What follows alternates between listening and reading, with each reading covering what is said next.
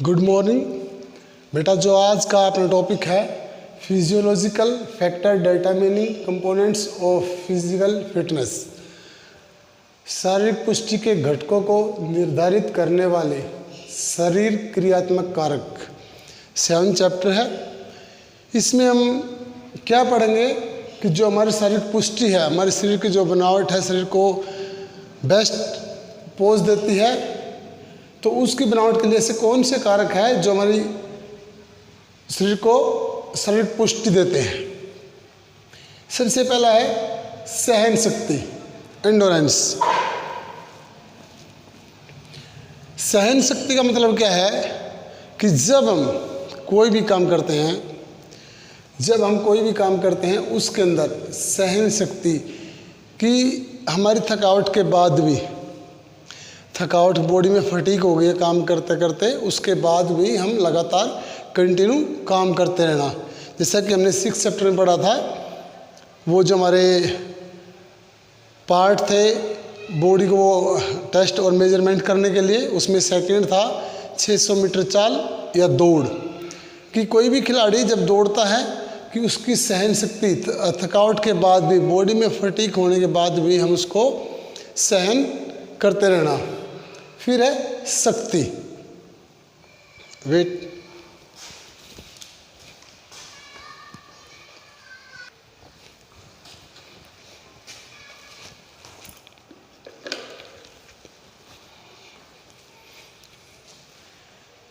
Second है शक्ति, strength, कि जब हम प्रतिरोध की विपरीत दिशा में काम करते हैं।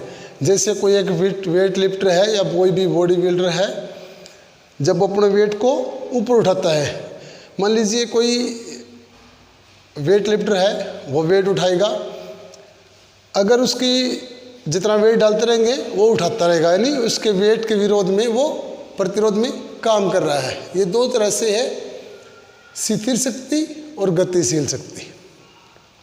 स्थिर शक्ति, जब मान हम खड़े खड़े ऐसे उसमें शक्ति का प्रयोग करते हैं, और गतिशील हम गति में होते हैं।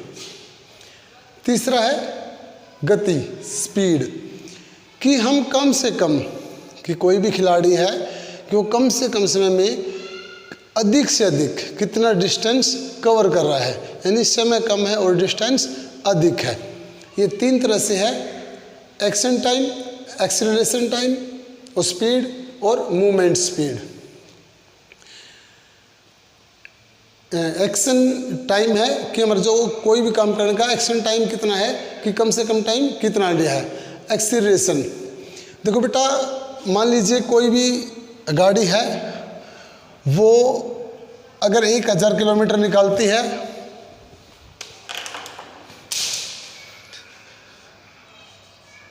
एक 1000 किलोमीटर निकालती है 10 घंटे में, वो आपको पता है।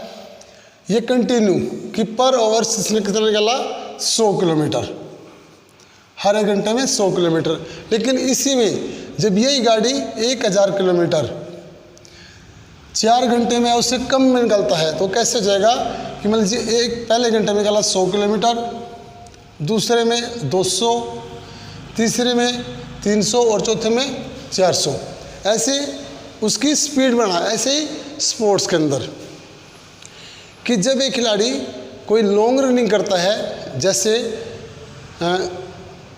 मैराथन दौड़, हाफ मैराथन या फुल मैराथन, कि उसको 42 किलोमीटर कंटिन्यू रनिंग करनी है, कि उसने पहला किलोमीटर कितनी टाइम में निकाला, दूसरा उससे कम में, और तीसरा उससे कम में, या फिर उतने ही टाइम में। मान लीजिए फर्स्ट किलोमीटर उसने 3 मिनट में निकाला है, ठीक है, लेकिन उस 3 मिनट में ही तो उसने ज़्यादा, यानी 1.5 किलोमीटर निकाल दिया। ये है एक्सेलरेशन स्पीड। और मूवमेंट स्पीड, की मूवमेंट कितनी स्पीड से करते हैं। फोर्थ है फ्लेक्सिबिलिटी। फ्लेक्सिबिलिटी कहाँ आ जाती है, कि जोड़ों के अंदर, कि किसी भी बॉडी में कितनी अधिक फ्लेक्सिबल है उसकी बॉडी।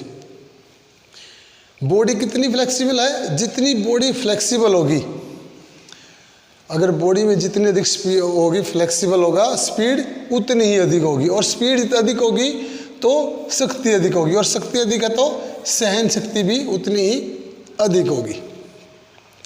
यानी हमारे जो जॉइंट्स में फ्लेक्सिबिलिटी है, जो लचक है, वो निर्भर करती है पूरे उस पर। लेकिन ये चारों कंपोनेंट्स, जो चारों चीज़ें हैं, ये हमारी बॉडी के लिए बहुत ही ज़रूरी है।